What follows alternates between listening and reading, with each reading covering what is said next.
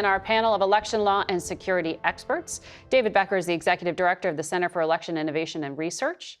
Chris Krebs is the former head of cybersecurity and infrastructure security agency under the Trump administration.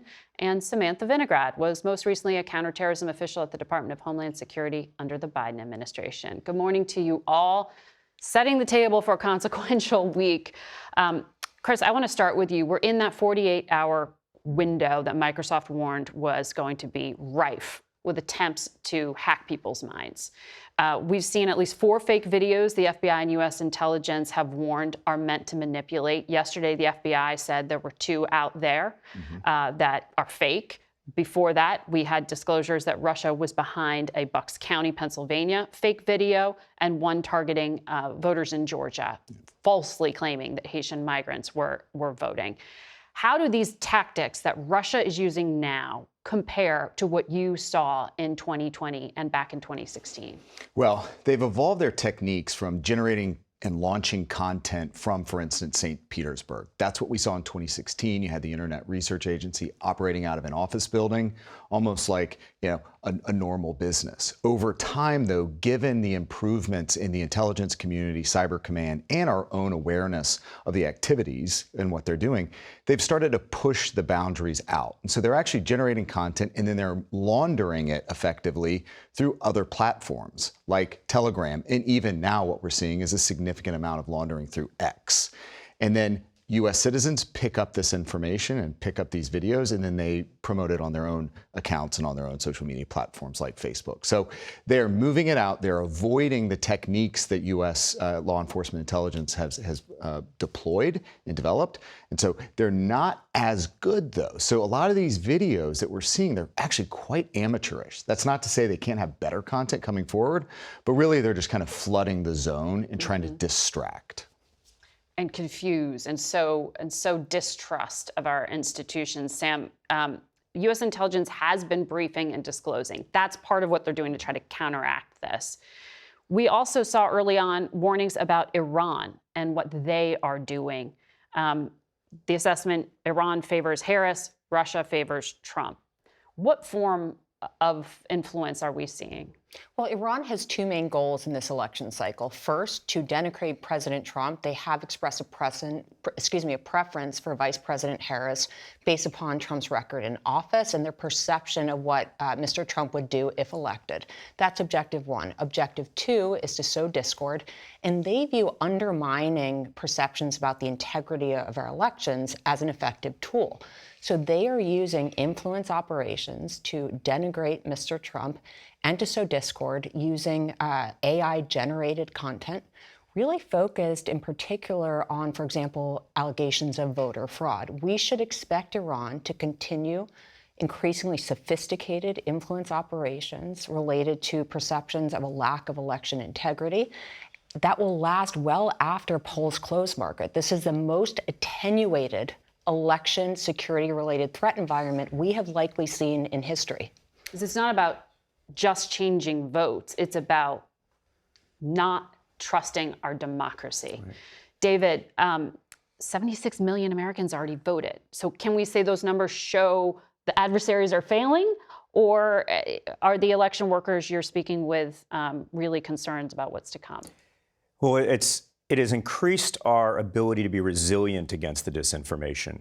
The more people who vote early, they've effectively inoculated themselves against disinformation that might be inclined to be intended to help them self-suppress their vote or confuse them about how to vote. So the fact that we've had over 76 million vote already, and that's going to increase by several million more once all the mail ballots are in, once there's even early voting going on today still in about 27 states and D.C.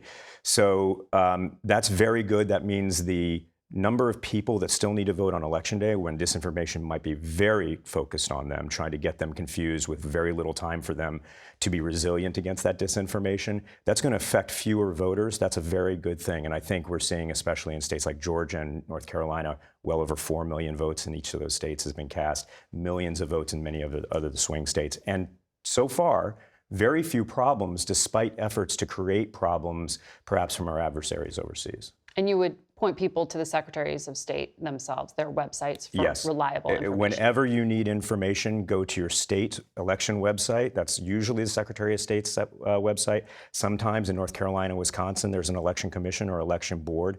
Go to your local election website if you know your county or locality where elections are taking place. And if you need help, go to vote.gov. That'll navigate you there eventually. Just rely upon those sources solely for information. Chris, when you were in government, we did see back in 2018 disclosure by the general at the head of then Cyber Command and the National Security Agency say that the government at that time set up a small group to basically knock Russia offline, to physically stop them from some of these influence operations. Can the U.S. undertake offensive operations like that now? Absolutely. I do think, though, that the infrastructure that the adversaries, so the Russians and the Iranians, have put into place may not be where it once was. It has moved. Keep in mind that earlier this year, the Department of Justice took offline a disinformation group that we track as Doppelganger. They took their various websites offline.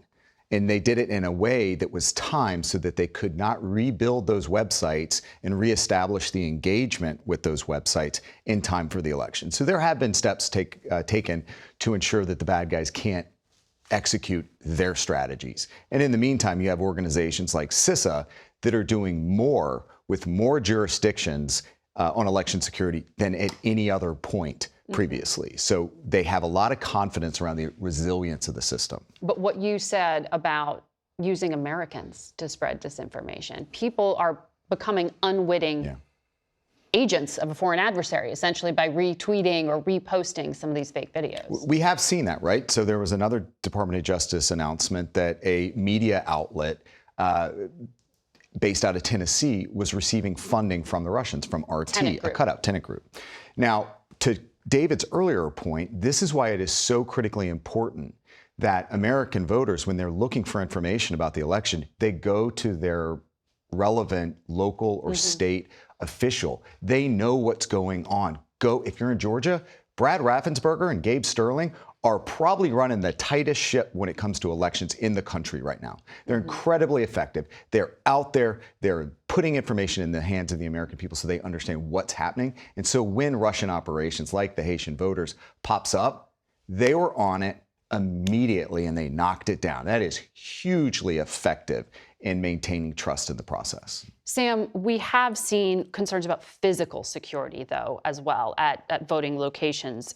The Democratic governor of Washington state has activated the National Guard, put them on standby, citing general and specific information and concerns about violence and unrest. You did have that drop box in Vancouver that damaged hundreds of ballots. There's an incendiary device there.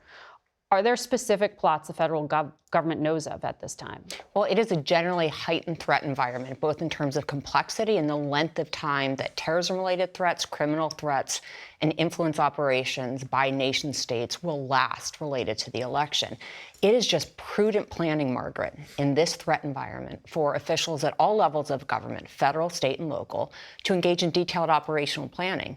State and local officials are in the lead for the security in their jurisdictions. Now, in my experience, particularly post-January 6th, those operational plans must include a full sense of all available law enforcement resources. National Guard is the last resort.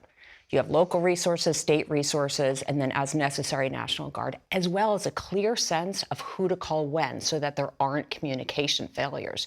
Federal officials have invested a lot of money and time in doing exercises, hundreds of them with state and local officials, sharing intelligence and information, and trying to share best practices. But at the end of the day, the state and local officials are in the lead and should have clear operational plans for a range of scenarios that may arise, in particular, large-scale security incidents that may arise with little or no warning. We learned lessons from January 6th, and from my conversations with former colleagues, that operational planning has been underway for years, Margaret. David, I want to quickly get you to respond to what Senator Rubio was raising during our interview. He was talking about the charges brought by the Secretary, or I mentioned the charges brought by the Secretary of State against the individual he highlighted had cast a vote despite not being a citizen. How is it that someone who's not a citizen could register and cast a ballot? How did that even happen? Well, we have several protections in place to make sure it's very, very unlikely this is going to happen. We've seen places like Ohio, which has documented only 6 cases of non-citizen voting over a decade, dating back to 2014. We have places like Georgia that has documented 9 cases of non-citizen voting since 2008. So it does happen, but it's extremely rare. And I'm sure Michigan is going to go through the process of evaluating exactly what went wrong in this one particular instance. But it's also important to note, this is one case. It was very swiftly dealt with. This individual is going to lose his admission at the University of Michigan. He's going to be prosecuted. He might go to jail, and he's almost certainly to be deported.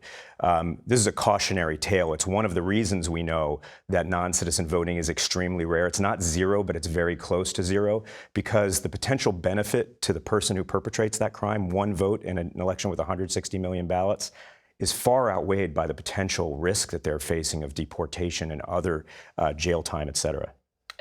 Thank you for that. I wanted you to explain the process, because I think explaining how our courts work, right, how the systems are set up to deal with these things is important. One of the things disclosed in the U.S. intelligence report put out by the Office of the Director of National Intelligence was that Russia is amplifying these claims of non-citizen voting. Right. So that's what happens. Right, that's what happens, and there are plenty of protections in place to make sure that this is extremely rare, as close to zero as it can be. Thank you.